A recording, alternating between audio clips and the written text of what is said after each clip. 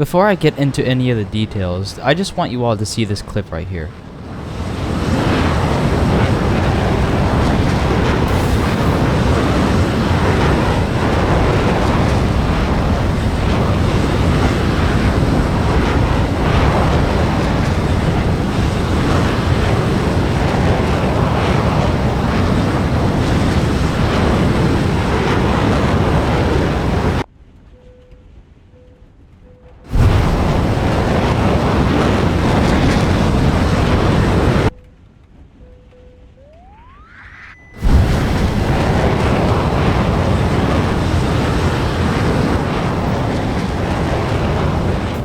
This sort of kill is usually only possible under very certain circumstances given the relatively small size of top tier ARB maps. But one thing that was changed with the update Winged Lions was the introduction of enduring confrontation maps into ARB. No longer are all of the maps a small team deathmatch arcade-esque furball that relies more on the skill of just staying alive than getting kills.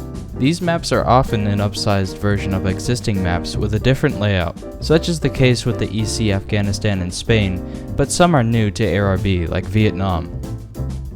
The reason these maps are good is because they allow top tier jets to play like they were intended to be used in real life. The whole reason why the US didn't initially bother with maneuverability in the F4 is because it was thought that dogfighting was dead. Although proved incorrect during Vietnam, later generations of fighter jets had made long-range engagements the most effective method of enemy air destruction. With more and more advanced radar missiles being added to the game, War Thunder inches closer to that era, especially with the AIM-7F, the longest range radar missile in the game, being added with the update. The smaller maps didn't allow for BVR fighting too much. It was incredibly rare to have an engagement that was more than 10 kilometers because of the amount of players in relation to map size. With bigger maps, there's a lot more space for players to have one-on-one fights at longer ranges. Another thing changed from conventional ARB maps were the changes in objectives.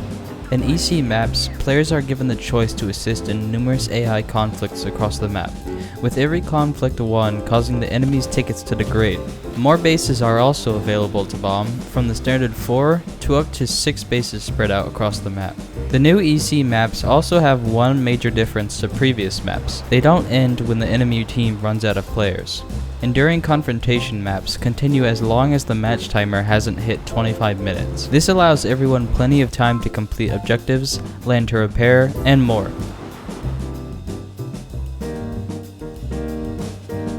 All in all, bigger maps for top tier are an undoubtable improvement for the environment of ARB.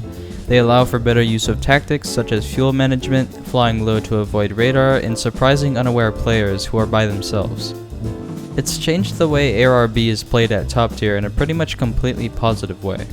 Although some complaints include that the match timer should be higher, which I agree with, and that RBEC should just be a standard game mode from now on.